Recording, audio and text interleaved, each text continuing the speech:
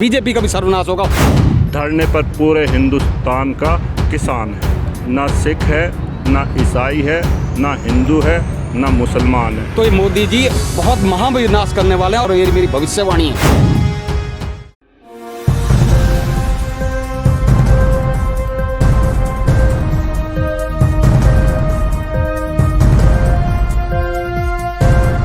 नमस्कार, स्वागत है आपका नव समाचार में और मैं हूं आपके साथ निभा रजक।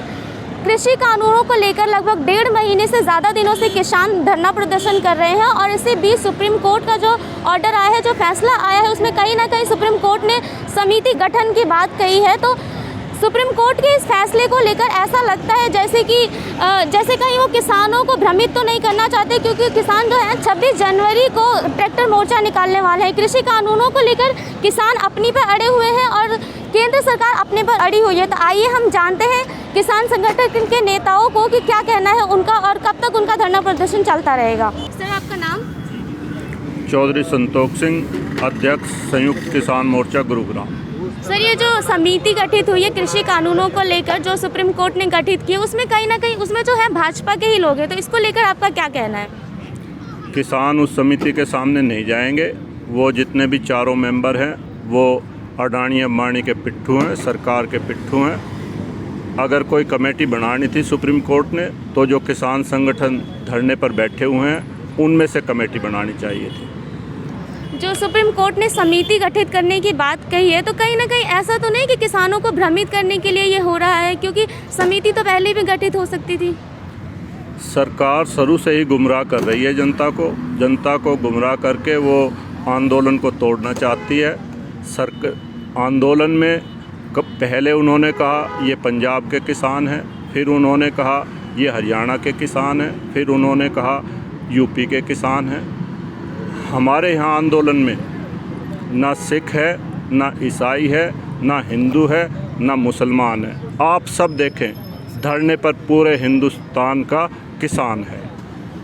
सर, जो किसान जो देश के किसान हैं, कुछ इसका समर्थन कर रहे हैं इस कृषि बिलों का, क्योंकि जो कृषि बिल है उनका समर्थन भी करे और नहीं भी करे, तो कहीं ना कहीं किसानों के बीच टकराव की स्थिति है। तो इस पर आपका क्या कहना है?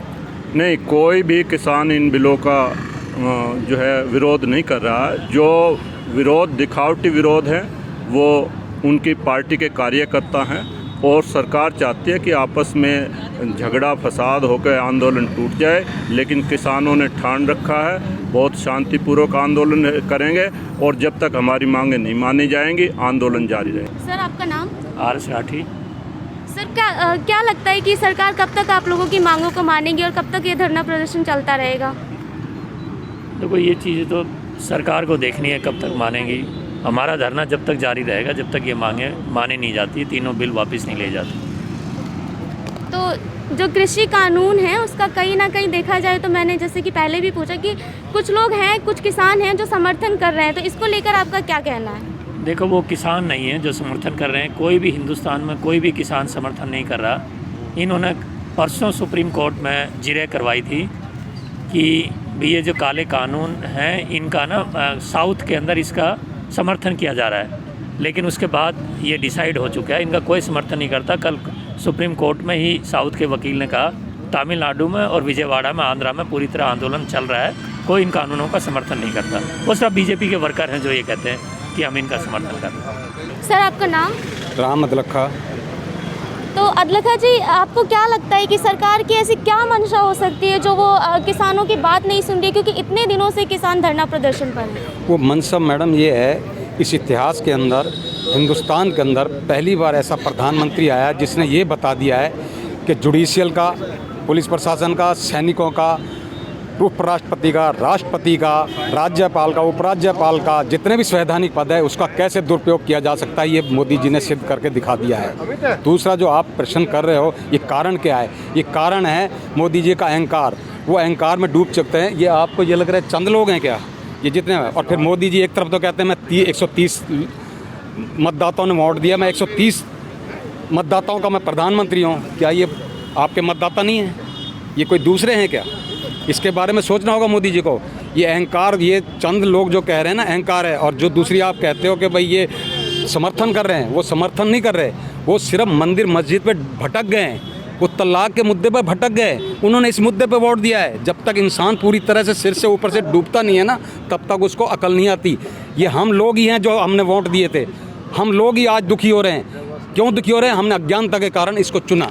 हम मंदिर मस्जिद है, मतलब आपका कहना है कि आप लोगों ने इनको प्रधानमंत्री बनाया, ये आपकी गलती है? बिल्कुल हमारी गलती, महागलती है। वो सिर्फ इसलिए भटक गए अज्ञानता के कारण। ये मानुस है ना, जो इसको महंगाई का मुद्दा दूर करना चाहिए, भ्रष्टाचार दूर करना चाहिए, बेरोजगारी दूर करनी चाहिए, उस मुद्दों पे कोई डिबेट करता नहीं है। जिस दिन से आए उसी दिन नफरत की भावना पैदा कर दिया। किसान को किसान से लड़ा दिया, हिंदुओं को हिंदुओं से लड़ा दिया, मुसलमानों को मुसलमान से लड़ा दिया, बढ़ियों को बढ़िया से लड़ा दिया, जाट को जाट से लड़ा दिया। ऐसे आप पहली बार प्रधानमंत्री देश के अंदर आया है। इस बारे में आम जनता को सोचना होगा। जब तक जनता इस बारे में नहीं सोचेगी तो ये मोदी जी और भी आने वाले समय में बहुत महाविनाश करने वाले हैं, और इसका खुद का सर्वनाश होगा, बीजेपी का भी सर्वनाश होगा। मैं दावे से कह रहा हूँ, ये मेरी भविष्यवाणी है, मैं आपको दावे से कह रहा हूँ। तो ये थे हमारे साथ किसान नेता, जिन्होंने बताया कि इनका धरना अनिश्चितकालीन चलता रहेगा। जब तक सरकार इनकी नहीं मांगती, ये ऐसे ही धरना प्रदर्शन करते रहेंगे और यहाँ पर टिके रहेंगे। तो अब देखना ये है कि केंद्र सरकार कब तक इनकी मांगों को पूरा करती है और कब तक ये धरना प्रदर्शन खत्म होता है। ऐसी तमाम खबरों के लिए जुड़े रहिए नव समाचार के साथ। धन्यवाद।